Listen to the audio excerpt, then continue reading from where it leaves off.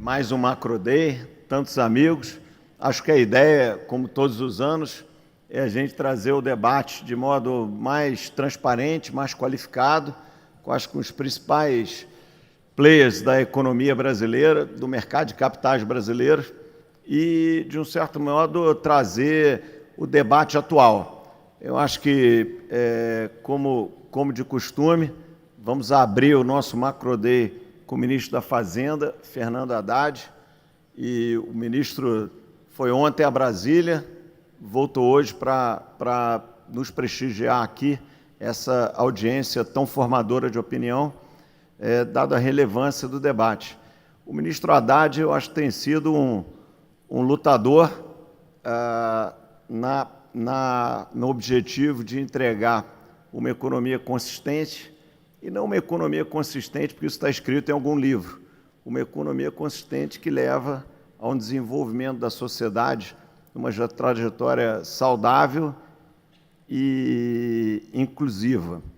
E muita gente tinha dúvida de como é que as coisas iam se desenvolver, né? Acho que a opinião média de nós aqui, o mercado, os formadores de opinião, o setor produtivo, todos presentes aqui, era que a dificuldade de entregar as metas fiscais desse ano era quase que uma dificuldade intransponível. E, de fato, era quase isso, mas quase não era isso. E está aqui também o secretário Dario, que vai participar do painel hoje à tarde, e eu acho que o ministro Haddad, junto com toda a sua equipe, acho que teve a dedicação, a persistência e a qualidade e a habilidade política de mover todos os poderes e a liderança máxima política do Brasil, o presidente Lula, da importância daquela trajetória que estava desenhada. E estamos chegando agora a alguns meses do final do ano, onde todos aqui, como opinião comum, vamos ouvir o debate nas próximas horas, mas a gente segue muito mais seguro de cumprimento das metas fiscais estabelecidos pelo arcabouço esse ano. E assim também, ainda existe alguma dúvida sobre os próximos anos, mas eu acho que ninguém duvida do empenho do ministro Haddad e de sua equipe de fazer isso acontecer. E esse empenho vai muito além da aprovação da medida A ou da conscientização da sociedade. É muito amplo esse trabalho, é um trabalho de conscientização de toda a classe política, que passa pelo Congresso, passa pelo Executivo, passa pelo Presidente da República, muitas vezes passa pelo próprio Supremo Tribunal Federal, que tem agido com muita responsabilidade na questão fiscal. Então, acho que não é um exagero dizer que o ministro Fernando Haddad tem sido um herói em defesa da economia brasileira e de uma consistência que, no fundo, é uma defesa de uma sociedade, como eu disse, mais justa, mais inclusiva, e que possa trazer o que o Brasil merece. Então, ministro, acho que a surpresa com o crescimento, surpresa com resultados fiscais, é um brinde ao trabalho que tem sido feito ao longo desses últimos anos e da sua fibra em relação a entregar isso. Então, sem mais delongas, queria convidar ao palco o ministro Fernando Haddad, o Mansueto de Almeida, que vai bater um papo com ele.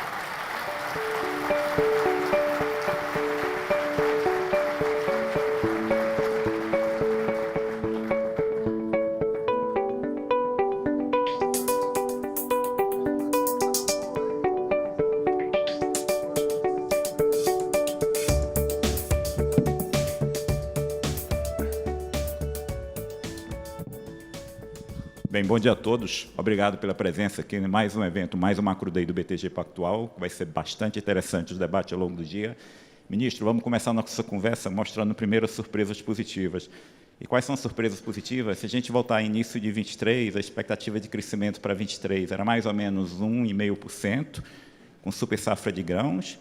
E para 24, como a gente ia começar o ano ainda com juros muito altos, era um primeiro trimestre com crescimento muito fraco, 0,2%, o segundo TRI também com crescimento ainda fraco, a economia começasse a acelerar no segundo semestre. Todas essas projeções foram erradas. A gente terminou 2023 com crescimento de 2,9% e com resultado espetacular de balança comercial, com saldo de balança comercial de 98,8 bilhões de dólares. Para quem não se lembra, antes da pandemia, o recorde de balança comercial do Brasil era em torno de 55, 56 bilhões de dólares. O Brasil, daqui para frente, será um país que vai girar com saldo de balança comercial por volta de 100 bilhões de dólares por ano. Veio 2024. Apesar dos juros altos, o crescimento da economia no primeiro trimestre foi de 0,8%, e no segundo trimestre, o número oficial ainda não foi divulgado, mas deve ter sido um crescimento, na nossa estimativa, perto de 0,9%. A gente está com o menor desemprego no Brasil em uma década. A taxa de desemprego do Brasil, a última divulgada pelo IBGE, está em 6,9%, é o menor desde 2014, com crescimento de renda real do trabalhador na casa de 8%. Talvez a gente vá ter uma dificuldade daqui para frente, no curto prazo, de reduzir juros, porque a atividade está surpreendentemente forte, com a notícia boa. Mas tem outra notícia boa, é que nos últimos 40 dias, a taxa de juros longa, que é a taxa de juros do ANTNB, que é a taxa de juros que importa para a emissão de dívida longa para as empresas investirem no Brasil, essa taxa voltou aos patamares de início de abril, antes da mudança de meta de primário, o que mostra um retorno da confiança na questão fiscal e no governo. Quando a gente olha tudo isso, é um cenário bastante positivo. Como é que se interpreta tudo isso que aconteceu até agora e os desafios para frente? Bom dia a todos e todas. Queria agradecer ao André Esteves a gentileza de me convidar mais uma vez para esse evento, agradecer ao meu entrevistador de hábito aqui, que é o Mansueto, uma pessoa com experiência no setor público, experiência no setor privado, o que é muito importante para calibrar as análises, né, que às vezes tem um viés para um lado ou para o outro. Então, uma análise mais equilibrada do que é possível politicamente fazer e entregar e do que é necessário. E entre o possível e o necessário, às vezes existe um gap grande que você tem que cobrir exatamente com a política, né? Tentando convencer as pessoas de que nós temos que nos aproximar do que é necessário fazer para colher os melhores resultados. Eu penso que o grande desafio da equipe econômica deste governo foi tentar demonstrar que aquela quadra da pandemia, que tirou um pouco as pessoas da centralidade do que é a condução da política macroeconômica, deveria... O que era necessário convencer as pessoas de sair daquele quadro da pandemia e voltar para um quadro em que a condução da política econômica se desse a partir das melhores práticas possíveis.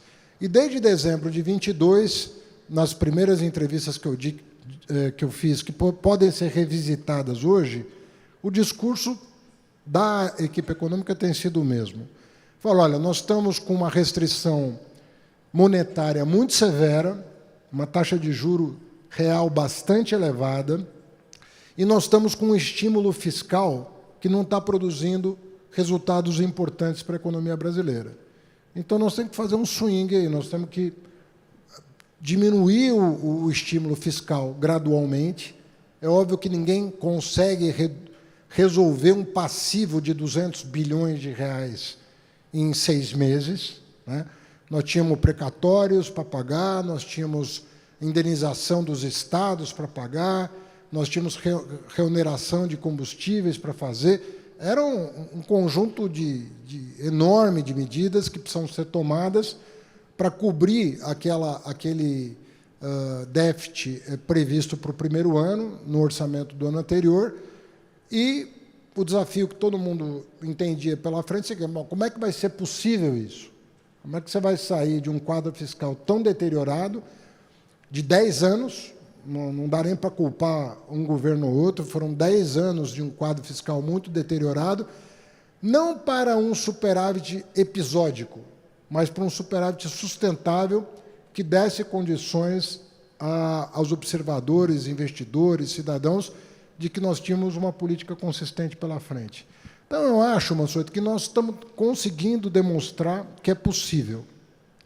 O ministro da Fazenda, ele tem pressa em fazer as coisas o quanto antes. A equipe econômica tem pressa, a ministra do Planejamento tem pressa. Mas os resultados dependem de uma coalizão de forças que envolve, sobretudo, o legislativo, mas também o judiciário.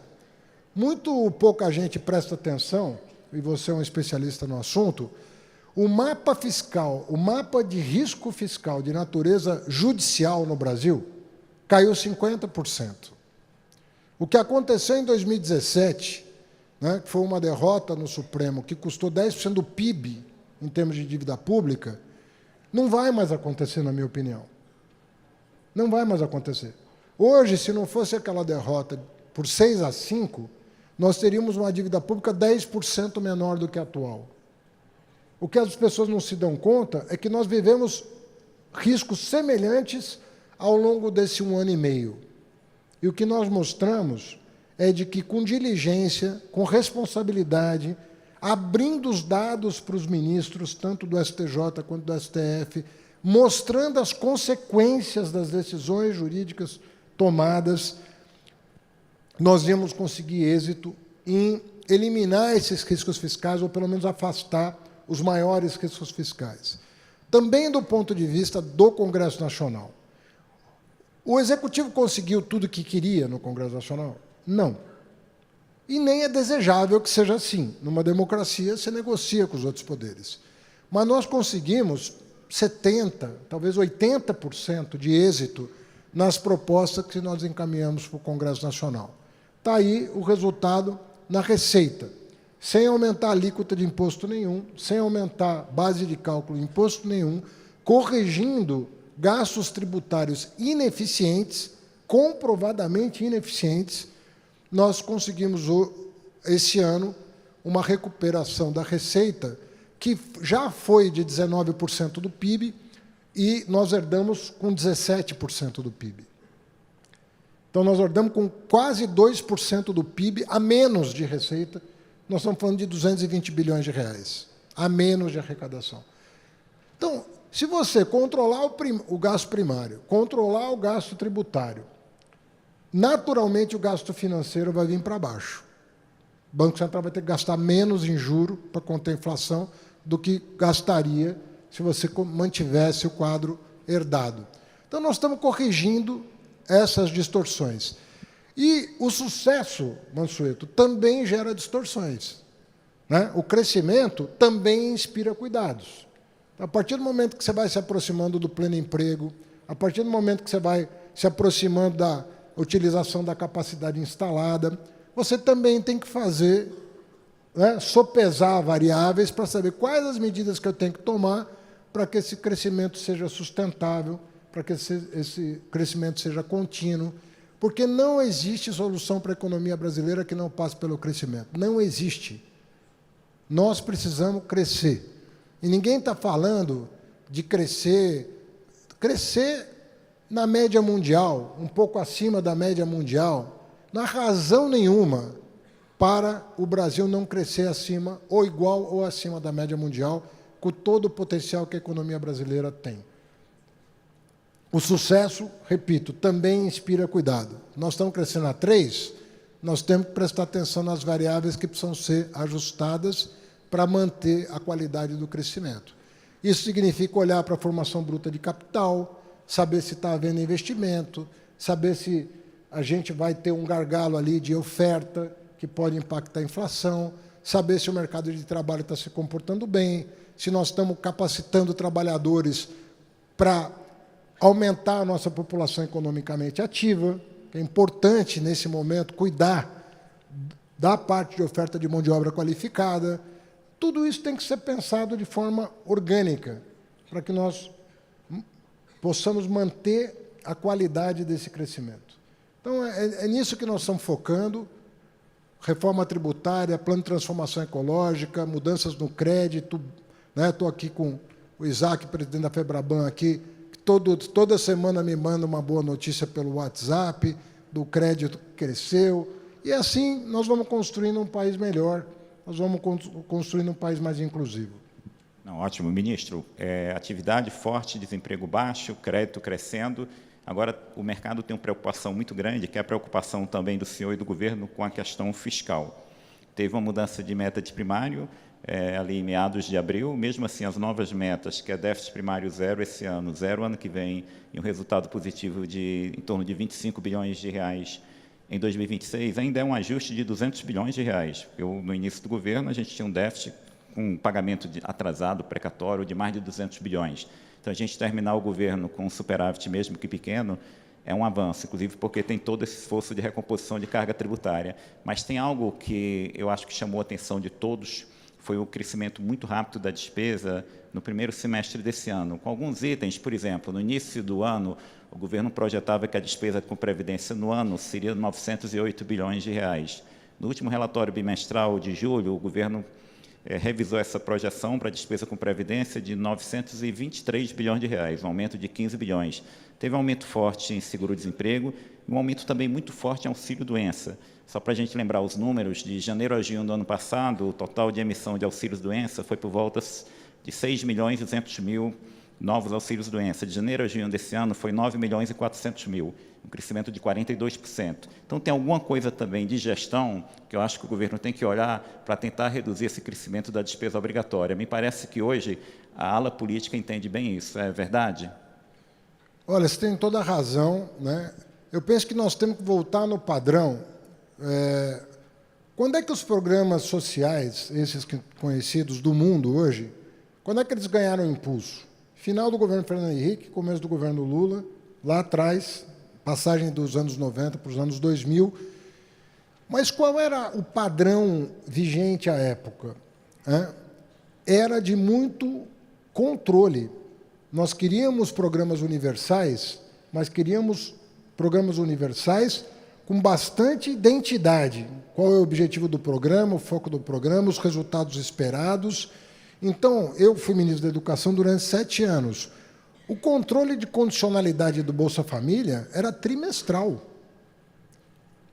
A conferência das condições de elegibilidade de uma família para o programa era cotidiano. Isso vale para todos os programas. Se perdeu também um pouco disso. Isso também é um pouco herança desse processo um pouco caótico que nós vivemos de indisciplina, de não cuidar das coisas. E quando eu falo isso, tem gente que pensa que isso é uma questão... isso é ortodoxia, isso é neoliberalismo. Isso não tem nada a ver com escola de pensamento econômico. Ninguém pode ser contra você ter um programa consistente. Ninguém pode ser contra você ter um programa transparente, em que as condições de elegibilidade sejam verificadas mês a mês. Porque, senão, você vai perdendo o controle da situação, né? E o programa vai perdendo o seu sentido de corrigir desigualdades. A partir do momento que você não tem mais critério para adesão ao programa, qual é o sentido do programa? Então, nós precisamos ter cautela com isso, e nós estamos num momento particularmente favorável para fazer esse tipo de ajuste. Por exemplo, deixa eu citar uma coisa que é pouco explorada. Tinha um truque fácil de fazer, que é o seguinte: eu represo o benefício da Previdência e gero precatório. Né? Quem acompanha precatório previdenciário no Brasil sabe, você acompanha, você sabe o patamar que atingiu. Por que esse truque valia a pena? Do ponto de vista, assim, malandro, né? Valia a pena porque você não pagava o benefício e o precatório ia entrar ali depois de 2 anos na contabilidade. Com um detalhe, não entrava necessariamente na regra fiscal, porque você pagava extrateto. Então, você deixava de pagar uma despesa primária, ia pagar uma despesa depois de 2 anos que não ia entrar na contabilidade oficial, né, do cumprimento do teto de gasto por conta da PEC lá dos precatórios. Parece um bom negócio, né? Mas é um péssimo negócio para o país. Você vai pagar mais caro, você vai maquiar as contas públicas e você não vai resolver o problema, você vai adiar o problema e agravar o problema. Qual a decisão que nós tomamos? Vamos pagar o que é devido, porque isso vai repercutir na conta de precatórios favoravelmente no futuro. E o que está acontecendo foi o seguinte: a partir do momento que foi tomada a decisão de pôr fim a esse truque, você teve uma elevação momentânea dos gastos com a Previdência. O que aconteceu a partir de junho? Acomodou. Então, você teve uma bolhazinha benéfica de pagamento de pagamento de benefícios que vai ajudar o país a corrigir as distorções em relação aos precatórios. E hoje, essa despesa da Previdência, se você pegar os últimos 60 dias, você vai ver que a curva mudou de patamar. Então, nós estamos olhando para cada rubrica e verificando como é que está sendo o comportamento dessas variáveis. Estamos fazendo um ajuste no BPC agora, nessa mesma direção, de corrigir distorções. Isso não pode ser chamado de corte. Você corrigir uma distorção de um programa social que você está vendo que está errado, que está atingindo um público que não é o objetivo central do legislador, você tem que fazer a correção devida, né? Então, essas correções estão sendo feitas. Eu penso que desde fevereiro, eu estou aqui com o Dario Durigan, que é o secretário executivo da Fazenda, que comanda pela Fazenda o grupo de trabalho que está fazendo esse escrutínio.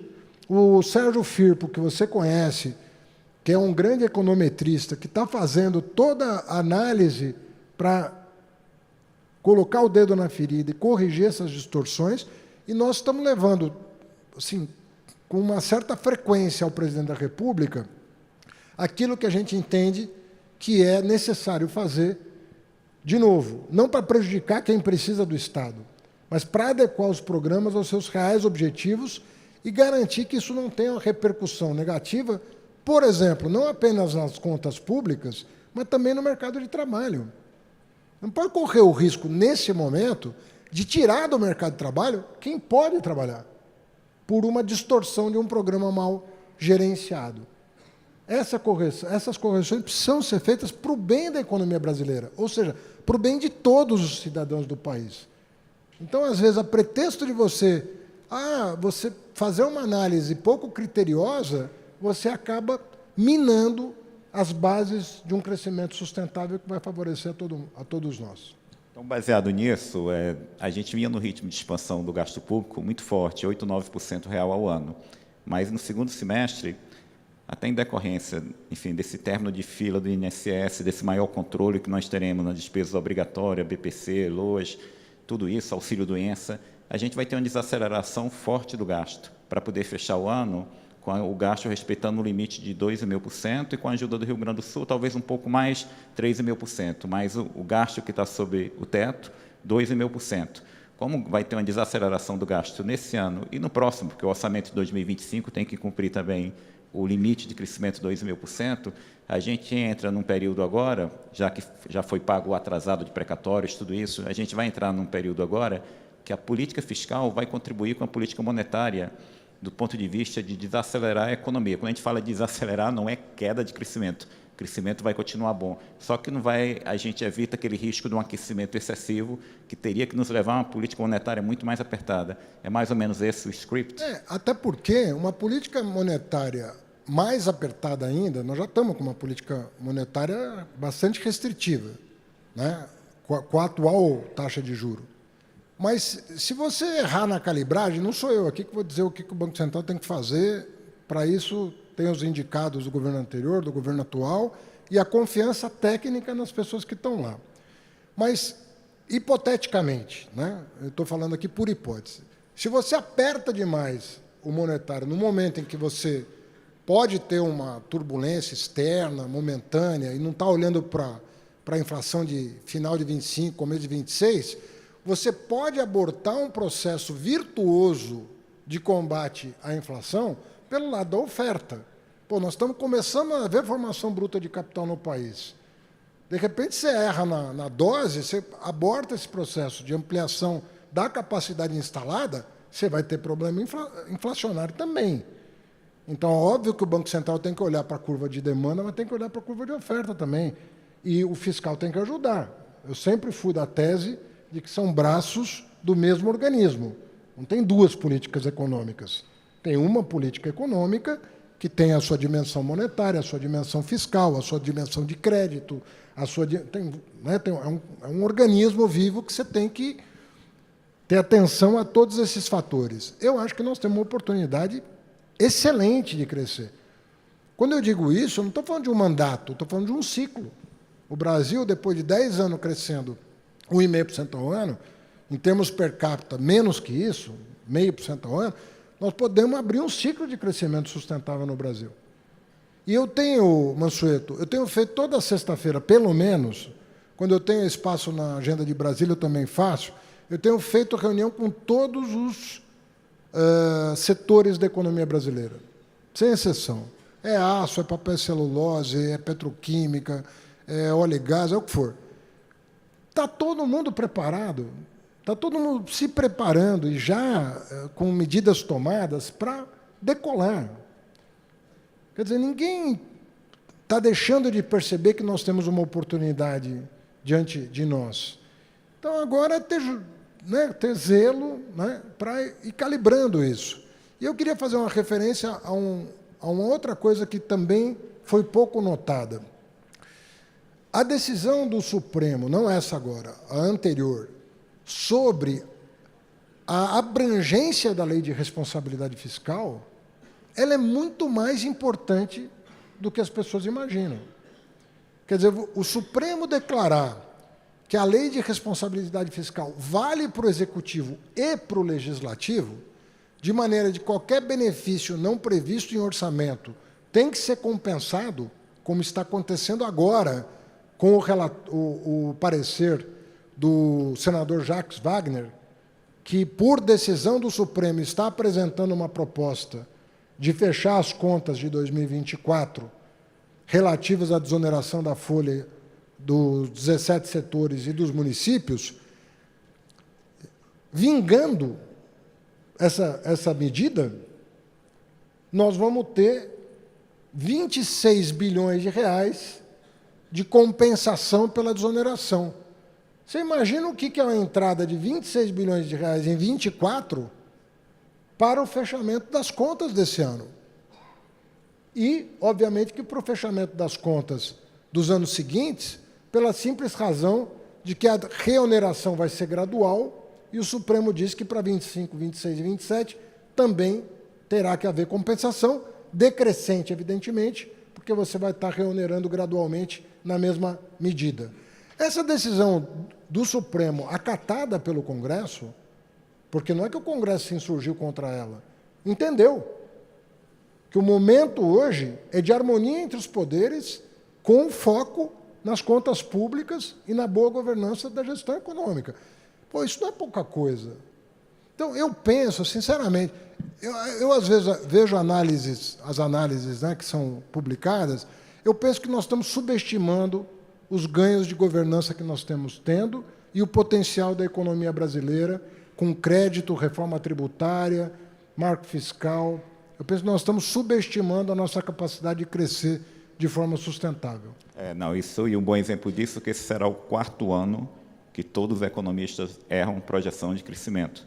Em 2021, a projeção de crescimento do Brasil era 2,5%, foi 4,8%. Em 2022, a projeção do Brasil era 0,5%, 1% no início do ano, foi 3%. Em 2023, a projeção de crescimento do Brasil era 1,5%, com super safra de grãos, foi 2,9%. Em 2024, a projeção de crescimento do Brasil no início do ano era 1,7%, vai ser um crescimento entre 2,5% e 3%. Então, o relatório do FMI, que foi divulgado no dia 11 de julho, traz um cenário até o final da década de perspectiva de crescimento do Brasil, que é em torno de 2,5% ao ano. Eu acho que é o melhor relatório do FMI, com perspectiva de crescimento do Brasil dos últimos 10 anos. Então, tem alguma coisa que aconteceu na economia, e com todas essas mudanças institucionais, como o senhor falou, tem um Supremo que está forçando, no bom sentido, a todos obedecerem à lei de responsabilidade fiscal, que foi aprovada por todos nós no Congresso Nacional, há mais de 2 décadas. Só que tinha um problema de governança que, muitas vezes, isso aconteceu comigo, deve acontecer com o senhor, quando o presidente tinha que vetar algum artigo de uma lei para obedecer, respeitar a lei de responsabilidade fiscal, e o veto caía no Congresso, você criava um problema muito grande, porque o veto tinha ocorrido para respeitar uma lei, e quando o veto caiu, imediatamente o governo ficava numa situação bastante, enfim, desafiadora de, olha, como é que eu vou cumprir algo que eu tinha sugerido um veto justamente para cumprir. Então, essa posição do Supremo foi muito benéfica. Por isso que eu falo para você que essa mudança de governança que está acontecendo ela é muito superior às estimativas que estão sendo feitas dela, entendeu? Nós temos que compreender que o Brasil está entrando num regime novo. Não é pouca coisa o que aconteceu, no sentido da gente criar uma harmonia em torno de um objetivo comum. E eu sempre... Todo mundo fala, você vai perder essa disputa. Eu falo, não é assim que funciona, né, a economia. A gente tem que mandar as propostas sabendo que o Congresso vai atuar sobre elas. É um dever do Congresso atuar sobre elas e não há nenhum problema em relação a isso.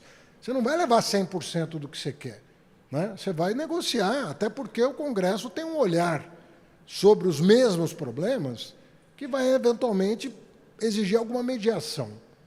É normal isso acontecer. Mas pensa o que aconteceu com a Lei Complementar 160. O presidente, à época, não sei se você estava no governo, mas vetou aquela mudança de subvenção a custeio. O Rachid foi lá para o Congresso, quase ajoelhou para pedir, pelo amor de Deus, para manter o veto. Não mantiveram o veto, derrubaram o veto. Aquilo custou 250 bilhões de reais para os cofres públicos. Hoje, numa atual circunstância, talvez o governo conseguisse suspender os efeitos da derrubada do veto, em virtude da falta de compensação. Algumas pessoas acham que isso é uma intromissão do STF numa questão de harmonia entre os poderes é uma exigência constitucional. Isso, na verdade, eu vejo algo como positivo. Quer dizer, você está criando um ambiente para o diálogo. Então, não é uma intervenção. Na verdade, é respeito a uma lei que nós próprios aprovamos via Congresso Nacional. Eu ouço muitos parlamentares falando com razão que não querem abrir mão do protagonismo do Legislativo. O Legislativo tem protagonismo, tem que ter e tudo mais, e numa democracia tem mesmo. Agora, isso tem que ser combinado, prerrogativas e responsabilidades têm que caminhar juntos, né? Essa que é a verdade. Você tem prerrogativas e responsabilidades. Caminhando juntas, você não tem por que não concorrer para esse fortalecimento dos poderes da República. Harmonizá-los, inclusive, com objetivos comuns ao que se pretende do país. Então, eu volto a insistir. Reforma tributária, novo marco fiscal, essa nova institucionalidade entre os poderes da República, uma maior harmonização, que às vezes cria fricção também. Nós estamos vendo, saindo de uma semana que tem havido uma fricção, mas o Brasil vai sair maior dessa fricção. Eu tenho certeza disso, nós vamos sair maior dela.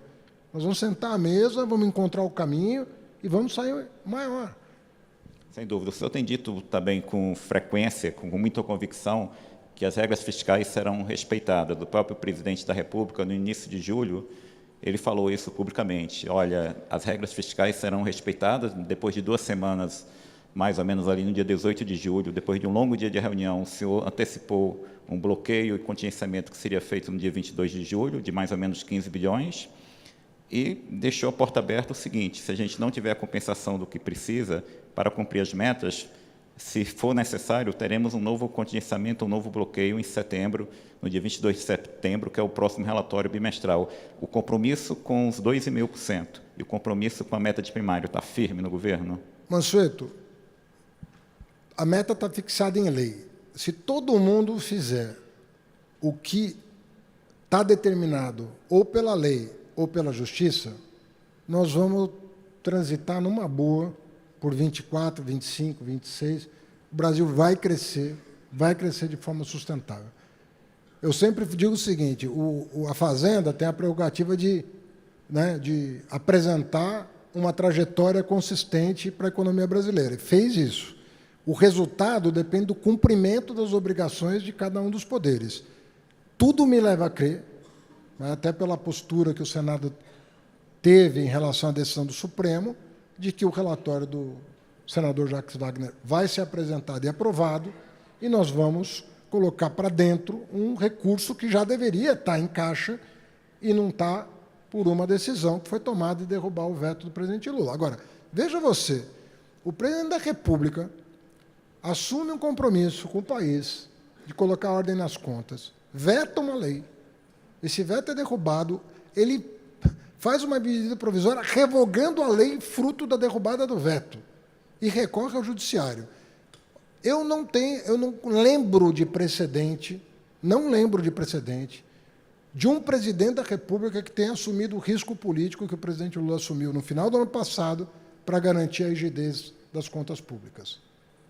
Agora, o que eu vi de lá para cá é que aumentou a compreensão do país sobre a seriedade, a necessidade, a urgência de que esse tema não saia do nosso radar.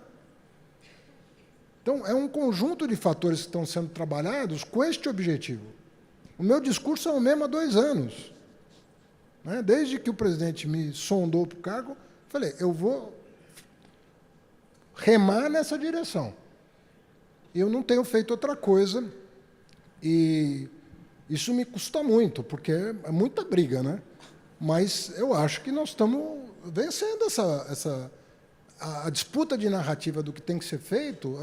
Eu tenho certeza que, pelos resultados conseguidos até aqui, eu acho que é demonstração de que a gente tem uma agenda de trabalho consistente, que todo mundo tem que ajudar. Né?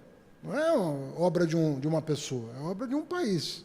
Ministro, deixa eu fazer uma pergunta, que é o seguinte: o governo, desde o início, ele botou uma ênfase, tem sido bem sucedido, na reforma do imposto indireto, né, do ICMS, ISS, PIS, COFINS, IPI, que é o novo CBS, o IBS, que está agora no Senado sendo discutido, mas tem uma segunda parte da reforma que é sobre imposto direto, por exemplo, imposto de renda, bases tributárias.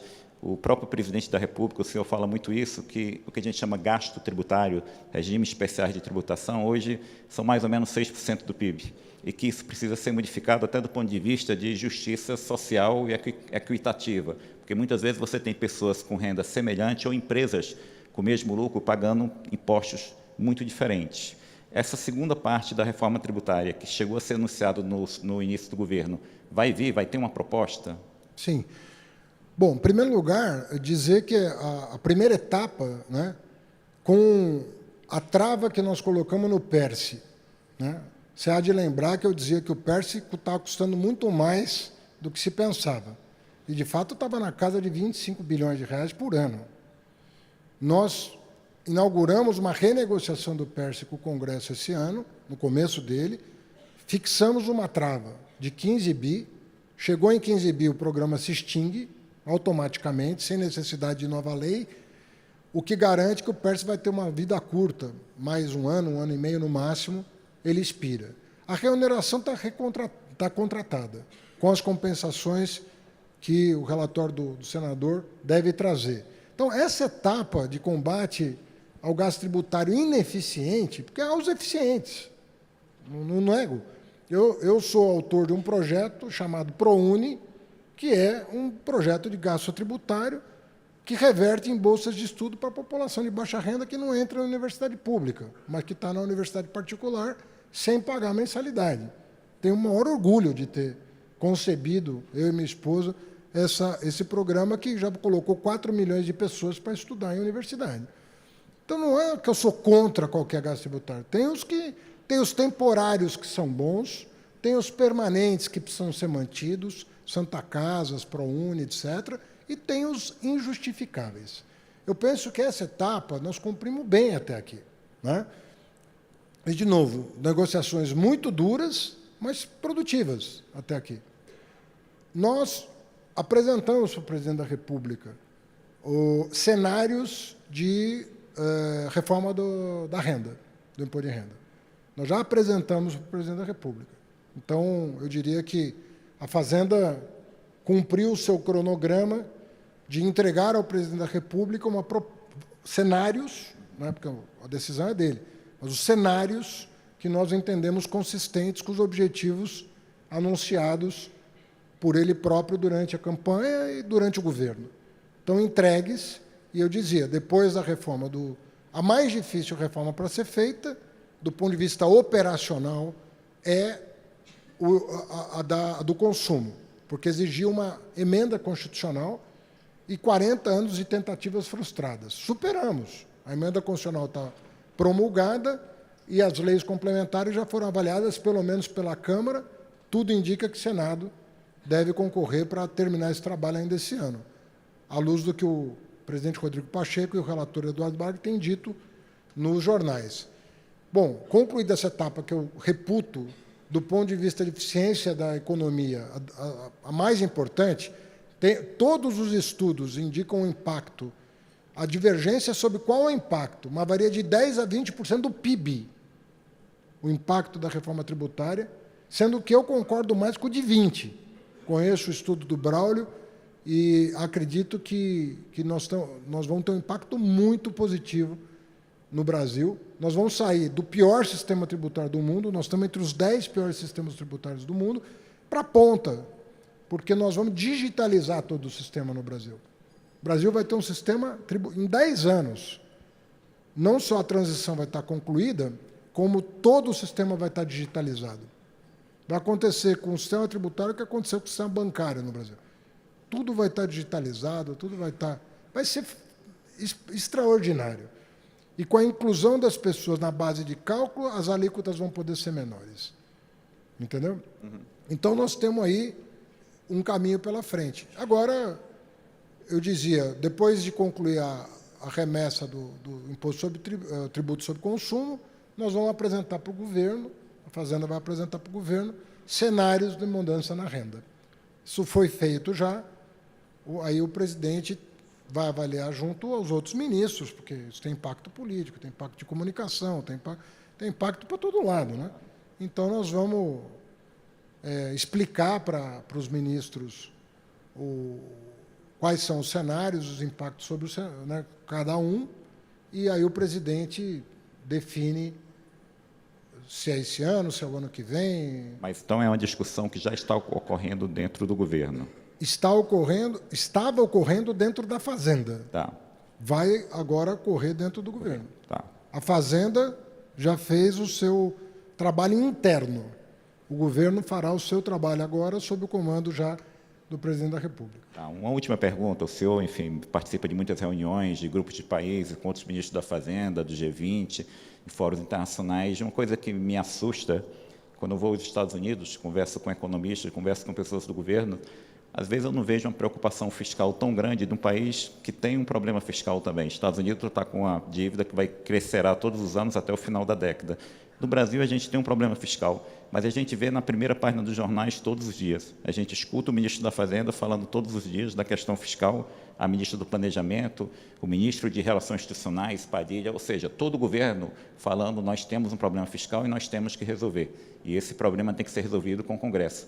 É interessante, porque a gente sempre olha para os Estados Unidos como sendo o irmão mais velho, o irmão mais maduro, com discussões melhores. Mas hoje eu vejo que o debate fiscal é maior no Brasil do que nos Estados Unidos. O senhor tem essa percepção que no Brasil o debate está na sociedade, e lá fora nem sempre?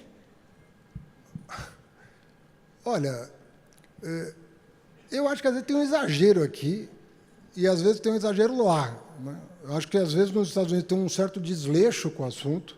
Eu conversei com várias autoridades americanas sobre o tema, inclusive sobre os efeitos do juro nos Estados Unidos sobre as economias, de uma maneira geral, mas com as emergentes em particular.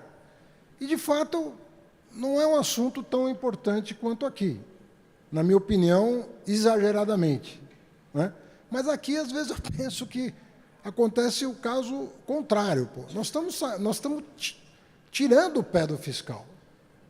Quer dizer, esse ano não tem como não ser muito melhor do que o ano passado. Não tem como.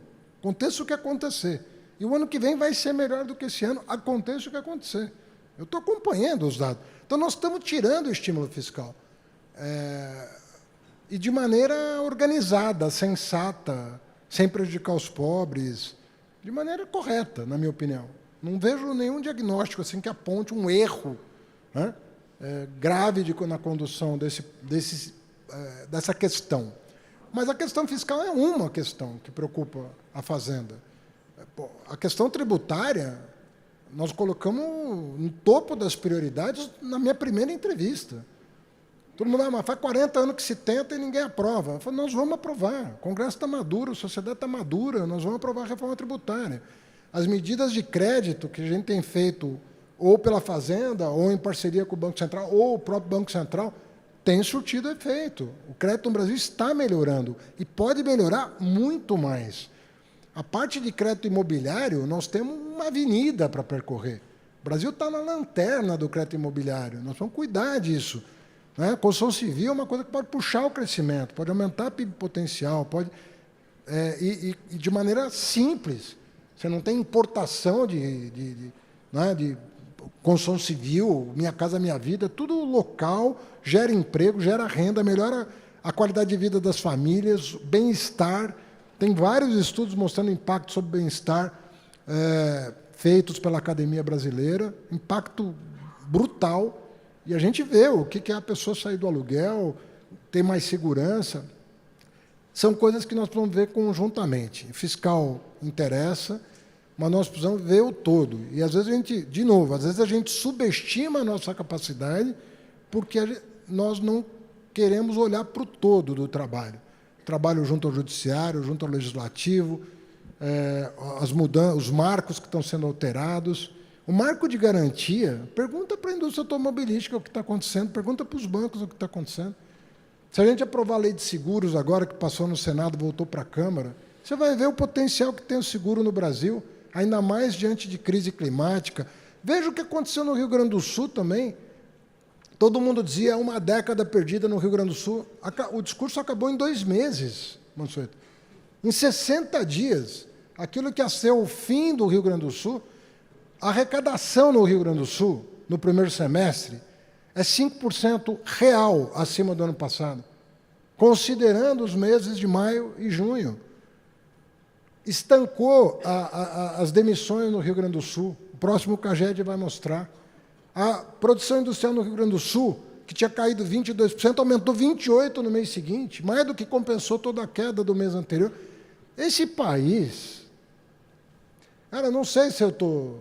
Eu olho para as coisas, eu fico com... Eu me lembrei outro dia do Blairon Maggi. O Blairon Maggi quis me fazer conhecer uma plantação magnífica. Aí a gente estava sobrevoando a plantação, ele falou, Haddad, eu tenho vontade de comer a terra desse país. E eu sinto a mesma coisa. Esse país, ele bem organizado, não é grande coisa que precisa fazer. Ele cresce, ele abre perspectiva. Agora, às vezes, a gente precisa se entender só, né? Nosso problema é entendimento do que precisa ser feito e determinação em cumprir os nossos objetivos. O país pode se organizar muito rapidamente. No campo da transformação ecológica, as vantagens competitivas do Brasil em todos os setores salta à vista. A abertura de mercados para o agro. Em 1 ano, o que a gente abriu de mercados para o agronegócio. Hoje nós não somos só o celeiro do mundo, nós somos o supermercado do mundo. O Brasil é o maior exportador de produtos industriais, alimentícios do mundo. Um caminho enorme de crescimento. O mundo todo procurando economia verde, economia circular. Nós damos aula. Então, eu às vezes olho assim, eu leio jornal, eu leio pouco, porque eu quero ler coisa animadora, sabe? Já é tão difícil o trabalho ali na fazenda. Vou ficar lendo o cara que está resmungando. Né? Eu não aguento. Eu prefiro conversar com o empresário, prefiro ver o cara que está falando, vou botar... Sexta-feira eu estava com o pessoal de papel e celulose. Cada planta dos caras é 20, 25 bilhões de investimento. O cara comprou a Suzano comprou uma fábrica de viscose a partir da celulose austríaca, quer trazer a tecnologia para cá, começar a fazer fio de viscose para reativar a indústria têxtil, quer recuperar a pastagem a partir do plano safra, porque para eles é importante também, tem a questão do crédito de carbono. Eu só vejo possibilidades para a gente explorar. Então, precisa distensionar um pouco, né, na política, continuar esse trabalho de agregar, né, de adensar as pessoas que querem o bem do Brasil, formar um bloco mesmo. O Brasil está pronto para dar um salto. Essa é a minha convicção total. Nós temos condições de dar um salto. Verdade, ministro. Em nome do BTG Pactual, do André Esteves, do nosso CEO Roberto Salute, de todo o sócio, queria agradecer mais uma vez a presença do senhor, dar parabéns pelo trabalho, que eu sei que é muito difícil, o pior emprego do mundo é ser ministro da Fazenda, mas, dito isso, assim, a gente pode contar com todos nós, eu acho que todos nós temos um dever de ajudá-lo na agenda de reforma fiscal, de equilíbrio fiscal e reformas estruturais para o país crescer mais rápido. Parabéns, mais uma vez, muito obrigado. Obrigado.